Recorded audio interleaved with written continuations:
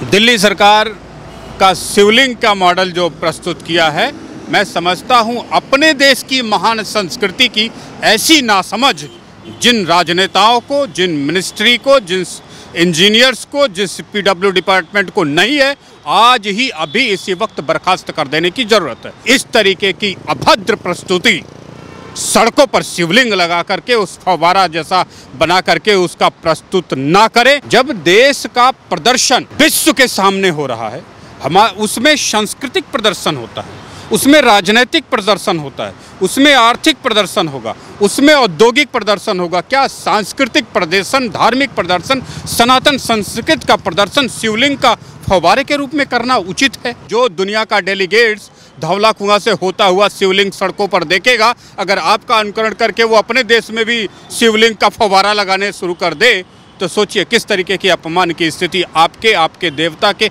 आपके धर्म की, आपके संस्कृति की होगी।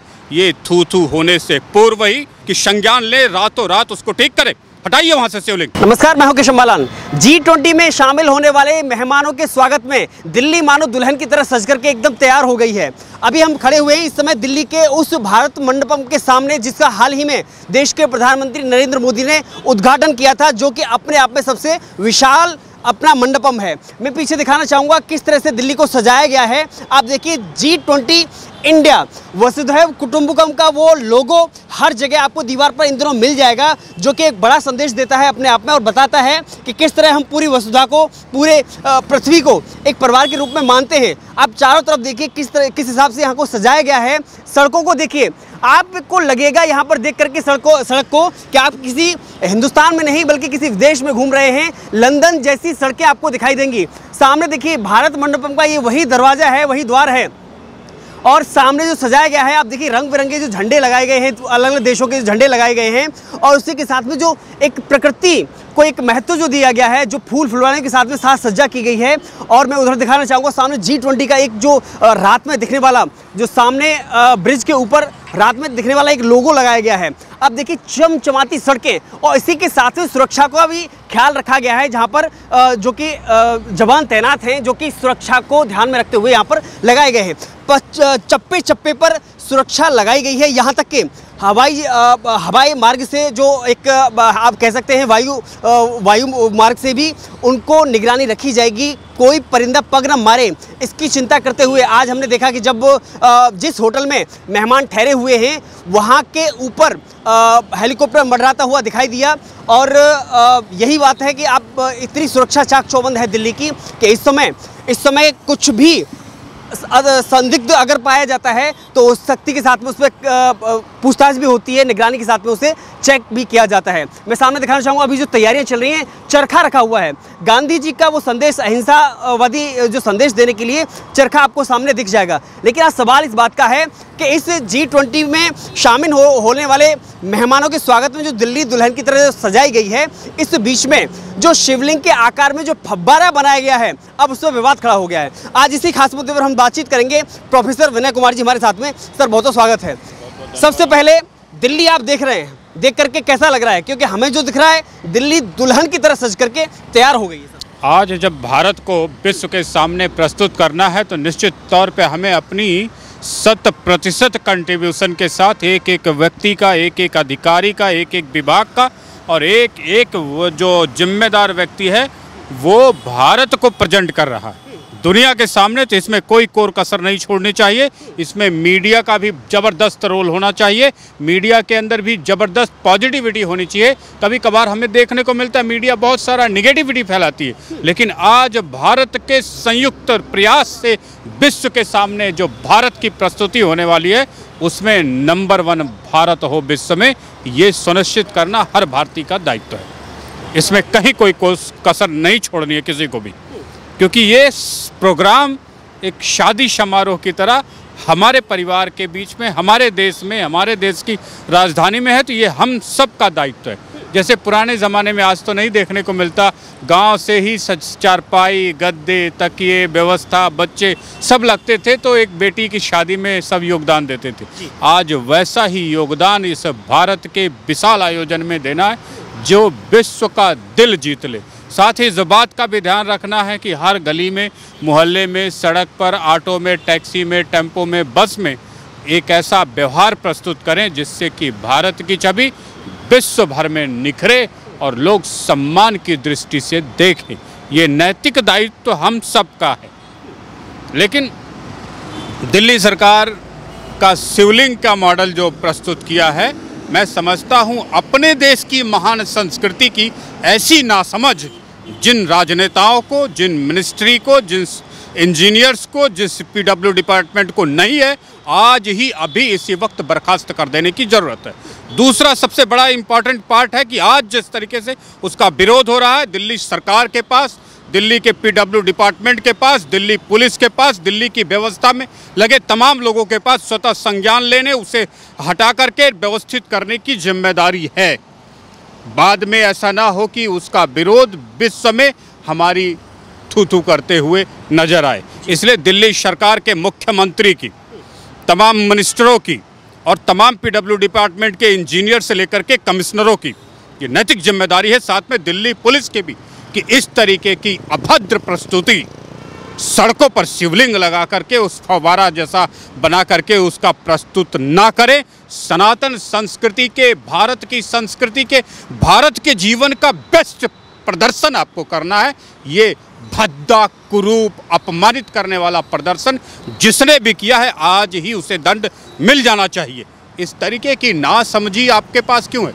जब देश के प्रधानमंत्री, देश के तमाम राज्यों की सरकारें 4 लाख मठों, मंदिरों पर सरकारी नियंत्रण करके संचालित करती हो, उनकी व्यवस्था देखती हो और उनको इतनी समझ ना हो कि शिवलिंग को फव्वारा नहीं बना सकते, ऐसे मंत्रियों को, ऐसे विधायकों को, ऐसे इंजीनियरों को, ऐसे पीडब्ल्यू डिपार्टमेंट्स को, जो भी इसमें रिस्पॉन्सिबल है, उन्हें कौन सी भाषा में समझाया जाना चाहिए? और आज प्रधानमंत्री से यह भी पूछा जाना चाहिए कि जब आपके देश के राजधानी में चीफ मिनिस्टर को, पीडब्ल्यूडी डिपार्टमेंट्स को इतनी समझ नहीं है कि शिवलिंग को किस रूप में प्रस्तुत करना चाहिए, उस देश की, राज्य की सरकारें 4 लाख मठों, मंदिरों पर सरकारी नियंत्रण करके संचालित करती हो, तो मैं समझता हूं आज जूते मारने वाला अपने मुंह पर खुद राज्य सरकारों ने, तमाम राज्य सरकारों ने जूते मारे। तमाम मुख्यमंत्रियों, राज्य सरकारों के मुख्यमंत्री जो सरकारी नियंत्रण में मंदिरों को संचालित कर रहे हैं,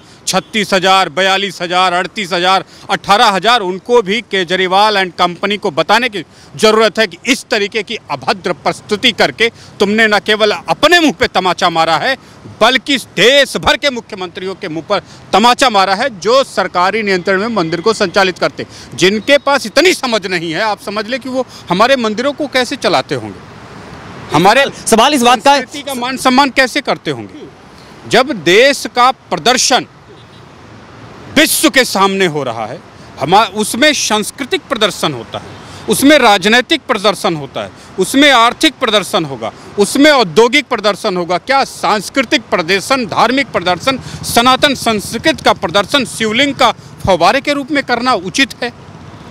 क्या अब तक दिल्ली की सरकार ने संज्ञान नहीं लिया? 2 दिन का वक्त है दिल्ली सरकार के पास, जितनी चाहे उसके बाद पुलिस लगा ले, जितनी चाहे फोर्स लगा ले, जितनी चाहे मिलिट्री लगा ले, जितनी चाहे पीएससी लगा ले, वो शिवलिंग हटेंगे। मैं खुद हटाने जाऊंगा, या आप स्वतः संज्ञान लीजिए और उसे तुरंत ठीक करिए।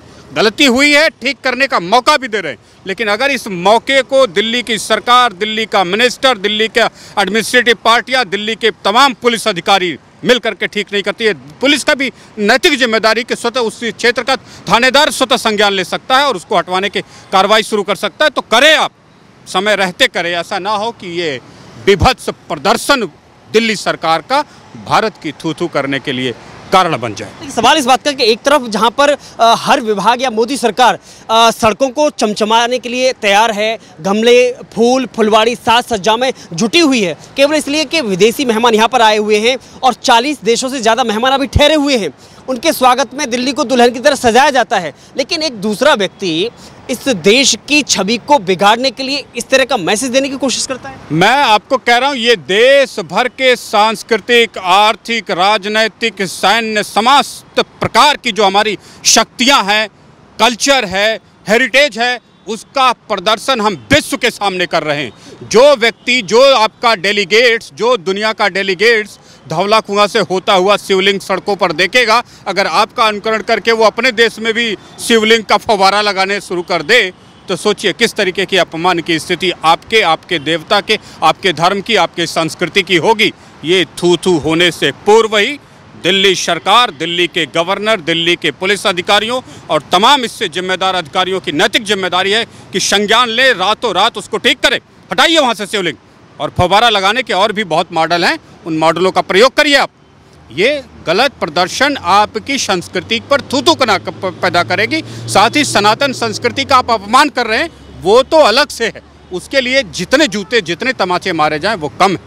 लेकिन इससे अगला सवाल ये बनता है कि जहां एक तरफ मोदी सरकार विदेशी मेहमानों के स्वागत में बाहें खोल करके इंतजार कर रही है, बाहें खोल करके स्वागत कर रही है, वहीं पर एक मुंबई यानी कि देश की राजधानी दिल्ली से बहुत दूर मुंबई आर्थिक राजधानी में एक मैसेज देने की कोशिश की जाती है और 28 दल इकट्ठा होते हैं केवल इसलिए कि मोदी हटाओ देश बचाओ। ये कौन सा मैसेज देने की कोशिश की जा रही है, वो भी G20 के एन मौके पर? देखिए, वो अपना रोल प्ले करेंगे। राजनीतिक पार्टियां हैं, विरोध प्रदर्शन करना चाहे करें, उनको देश टुकड़े टुकड़े करना है कोशिश करें, जिनको जो करना है करें, परंतु भारत अपने इस पूरे मान सम्मान के साथ खड़ा होगा और G20 में अपने सभी मेहमानों का स्वागत करेगा। जो अभद्र कार्यशैली आपने प्रदर्शित किया है उसे समय रहते ठीक करिए आप, वरना जो दंड मिलेगा वो आपको मिलेगा। किसी सनातनी को आप ये मत कहना कि उसने गया और उसने तो आपका फव्वारा तोड़ दिया। जब सनातन संस्कृति का कुरूप प्रदर्शन आप कर रहे हैं उस पर माफ़ी मांगने की ज़रूरत है, और ये माफ़ीनामा आपको पब्लिक में करना पड़ेगा। ये दिल्ली सरकार, केजरीवाल की सरकार और तमाम मिनिस्टर्स ये ना सोचे कि उनकी ये गलती माफ़ करने योग्य है। आप दुनिया को क्या संदेश देंगे? दुनिया देख के जाएगी ना आपका देश, तो वो बोलेगी ये शिवलिंग है, इसी का हिंदू पूजा करते हैं और इसी को फव्वारा सड़क पे लगा के यूज़ करते हैं, इसी यही संदेश जाएगा। हमसे क्या सीख कर दुनिया जाएगी? इस बेवकूफ़ी के लिए जितने भी जिम्मेदार व्यक्ति हैं, PW डिपार्टमेंट से लेकर के मिनिस्टर तक, डिज़ाइन करने वाले तक, अप्रूवल देने वाले तक को आज ही रात को बर्खास्त कर दिया जाना चाहिए। इस तरीके की गलती ना बर्दाश्त की जानी चाहिए, ना दोबारा होनी चाहिए। क्या इस स्लोगन G20 के अवसर पर जो वसुधैव कुटुंबकम का लिखा गया है, क्या शायद ये लोग दूसरे लोग पहचान नहीं पा रहे हैं या उन्हें अच्छा नहीं लग रहा है? क्योंकि जो एक मैसेज देने की कोशिश की गई है वसुधैव कुटुंबकम, यानी कि one earth, one family, one future, पूरी पृथ्वी हमारा एक परिवार है, अच्छा नहीं लग रहा है क्या? दुनिया में किसी भी देश में इस प्रकार का प्रदर्शन और इस प्रकार के श्लोक आपको देखने को नहीं मिलते। वसुधैव कुटुंबकम, पूरी दुनिया ही मेरी परिवार है।